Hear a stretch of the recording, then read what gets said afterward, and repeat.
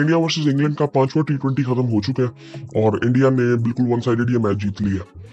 और अब इसमें मैं क्या बात करूं, मुझे पिछले मैच में तो ऐसे लगा कि ऐसे क्या लगा मुझे, अगर आप जनरली ये गोरी टीमों को देखो ना, ये मतलब इतने, मतलब मैं कहूंगा कि प्रोफेशनलिज्म में घुसे होती है कि मतलब इनको पता है ना, अगर हमने सिर्फ प्रिपेयर करना है, जीतना मकसद नहीं है, तो वो उसी को लेके चल रहे होते हैं। लेकिन आई थिंक पिछले 2-3 दिनों में ऐसी कुछ बातें हुई भी कि जिससे लगा कि यार ये मतलब जीतना तो जाहिर बात है चाहते हैं, लेकिन आई थिंक कुछ चीजें ऐसी हुई जिसकी वजह से इंडिया ये बिल्कुल वन साइडेड मैच जीत गया था। और मुझे ना ये इंग्लैंड की जो ये टीम है ना, स्पेशली T20 की, मुझे ये लगता भी है, अब टेस्ट में भी ये चीज नजर आनी शुरू हो गई है कि यार बस ना ये बेसबॉल जो चक्कर है ना यार, ये हर जगह पे मोस्टली जगहों पे काम नहीं आ रहा। आई थिंक थोड़ा सा ना आपको सेंसिबल भी होना पड़ता है। सो बिल्कुल ही आई थिंक मुझे तो इनमें से ज्यादातर प्लेयर्स ऐसे हैं कि जिनको मैंने पाकिस्तान के खिलाफ जब सीरीज हुई थी, मैंने पहली दफा देखा था इनको, और वो ये ऐसे लग ही नहीं रहा कि यार ये मतलब हर प्लेयर का ऐसे लगता है कि या तो मारेगा या तो चला जाएगा, या तो मारेगा या तो चला जाएगा। वो कोई ऐसी वो स्टेबिलिटी नजर आ ही नहीं रही कि मतलब ये कोई लेके मैच को चलेगा पूरा, कोई ऐसा चक्कर नहीं है। यार आज इंग्लैंड ने टॉस जीता था और फील्डिंग का फैसला किया। पहले तो ये आई थिंक एक गलत फैसला ही मैं समझूंगा, क्योंकि मुझे एक चीज पता है, अब मैं ये नहीं कह सकता कि इंडिया की बॉलिंग बहुत अच्छी थी या सिर्फ बैटिंग उनकी बहुत अच्छी है, दोनों चीजें उनकी बहुत अच्छी हैं। बट आई थिंक अगर यहाँ अब ये ना बिल्कुल डेड रबर था, इसमें कोई ऐसे मतलब रिजल्ट से कोई इतना ज्यादा फर्क पड़ना नहीं था। बस कॉन्फिडेंस ही मिलना था जो जीतता। सो वो इंडिया को मिल गया और इनको बहुत जबरदस्त मिली है, क्योंकि वन साइडेड बिल्कुल मैच हुआ है। अभिषेक शर्मा का अकेले का जितना स्कोर है उतना भी नहीं किया इंग्लैंड ने। सो यहाँ पे मेरे ख्याल से इंग्लैंड को बैटिंग करनी चाहिए थी अगर टॉस जीते थे तो। सो वो जाहिर बात है, क्योंकि अब यहाँ पे बैटिंग अगर करते ना, अगर मैं ऑन द पेपर देखूं ना, तो इंग्लैंड की बैटिंग इतनी स्ट्रॉन्ग, बॉलिंग इतनी स्ट्रॉन्ग लगती है। बैटिंग के लिहाज से अगर देखा जाए, बॉलिंग तो उनकी बहुत स्ट्रॉन्ग है। आर्चर है उनके पास, वुड है उनके पास, आदिल रशीद है, उसके अलावा ये ओवरटन वगैरह, ये कार्सन वगैरह, ये सारे बॉलिंग करते हैं। सो आपकी बॉलिंग स्ट्रॉन्ग हुई ना, तो आपको इस लिहाज से भी बाद में ही बॉलिंग करनी थी। सो खैर उन्होंने इंडिया को बैटिंग के लिए दावत दी, तो इंडिया जब बैटिंग के लिए आता है तो संजू शर्मा कह रहा हूँ, संजू सैमसन और अभिषेक शर्मा ने डिसेंट स्टार्ट किया। संजू जल्दी आउट हुए, 16 रन उन्होंने बनाए, 2 छक्के उन्होंने लगाए, एक चौका लगाया, और आउट वो उसी तरह हुए जिस तरह वो पहले आउट हुए थे, मिड विकेट में कैच दिया उन्होंने। उसके बाद फिर अभिषेक शर्मा और तिलक वर्मा की थोड़ी सी पार्टनरशिप लगती है। तिलक वर्मा भी 24 रन बनाते हैं, बट अभिषेक शर्मा मारते रहते हैं। उन्होंने सबको मारा है, आर्चर था, वुड था, सबको मार पड़ी है। उस बंदे ने 13 छक्के लगाए, 7 चौके लगाए, 13 छक्के 7 चौके लगाए, 250 का स्ट्राइक रेट था। 37 बॉलों में उसने 100 कर लिया था, 135 टोटल उसने किया 54 बॉलों पे, और हाईएस्ट स्कोर भी आई थिंक उसने इंडिया की तरफ से T20 में कर दी है।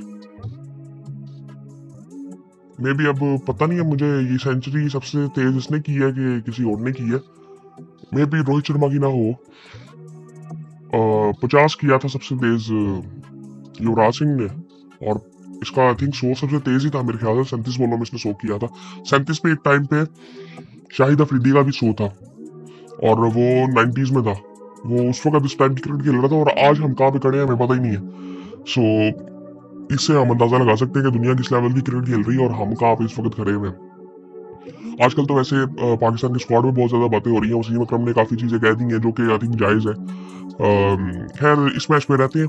तिलक वर्मा ने 24 रन बनाए, सो उसके नीचे से आके शिवम दुबे ने 30 रन बनाए, 15 रन बनाए। अक्षर पटेल ने तो इंडिया किसी तरह से 247 फॉर 9 पे पहुंच गया। सो अब यहाँ पे मैच तो खत्म हो गया था कि यार ये चेस करना ही बड़ा मुश्किल काम है। इंग्लैंड की बॉलिंग की अगर बात करें तो आर्चर को 55 रन पड़े हैं। फिर मेरे ख्याल से ये ऐसे अगर मैं 247 देखूँ ना, तो मुझे कम ही लग रहे हैं। मेरे ख्याल से 1-2 ओवर इसके अच्छे चले गए होंगे। 55 रन पड़े हैं, 4 ओवरों में 1 आउट किया है। मार्कवुड ने 2 आउट किए हैं 4 ओवरों में 32 रन। इसकी फिर भी बेहतर बॉलिंग थी, बट इसको भी 2 छक्के पड़े थे, 2 छक्के 2 चौके पड़े थे।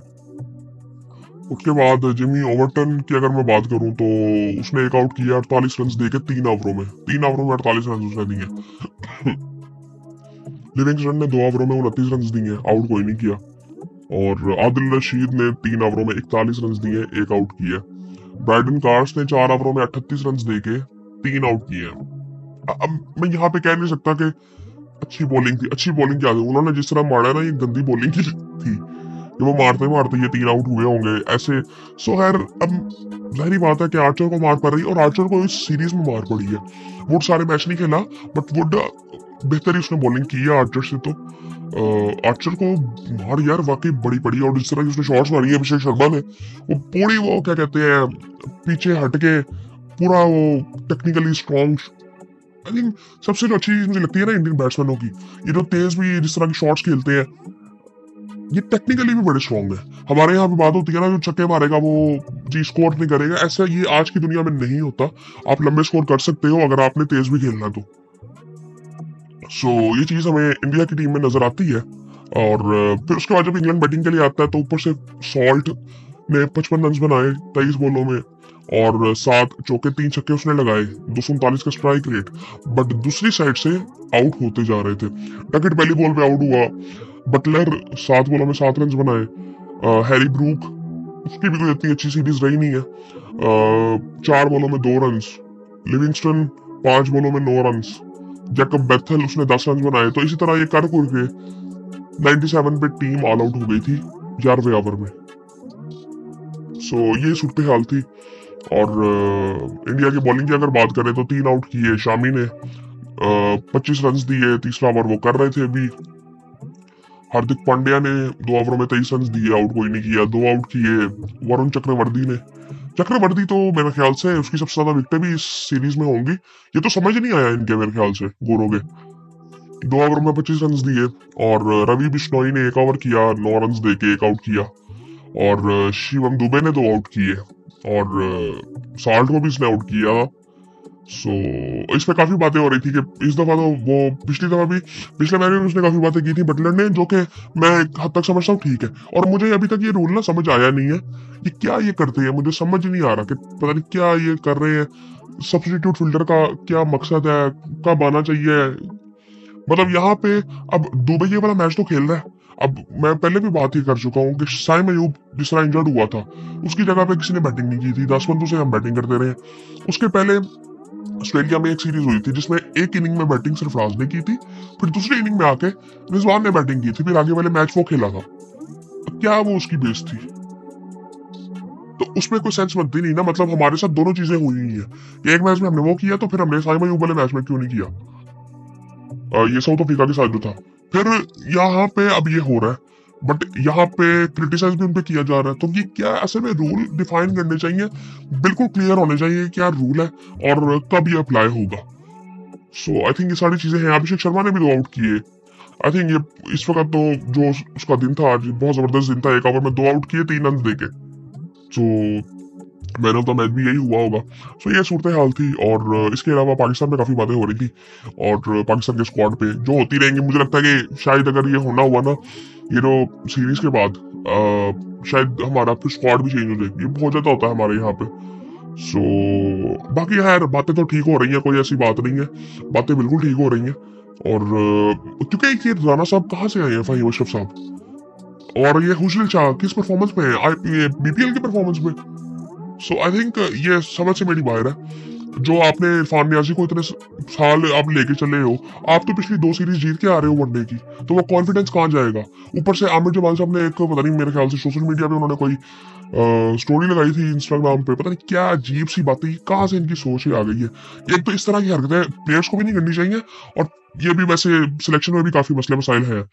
बाकी खैर आई थिंक थोड़ा सा मैं कहता हूँ कि जरा ये चीजें थोड़ी सी आगे चल जाए, ये वाली सीरीज खत्म हो ले, और चैंपियंस ट्रॉफी का एक दफा हम टॉपिक शुरू करेंगे, फिर उसमें बात करते रहेंगे, सारे स्क्वाड में बात करेंगे। मैं चाहता हूँ एक दफा शुरू कर लें, ये पहले ना शुरू करें क्योंकि मैं थोड़ा सा मैं खुद चेंजेस कर रहा हूँ ये फॉर्मेट में। और तो मैं चाहता हूँ कि वो जब स्टार्ट करें सो उसी में फिर बात करें वहां पे। सो फिर आपसे बात होती है।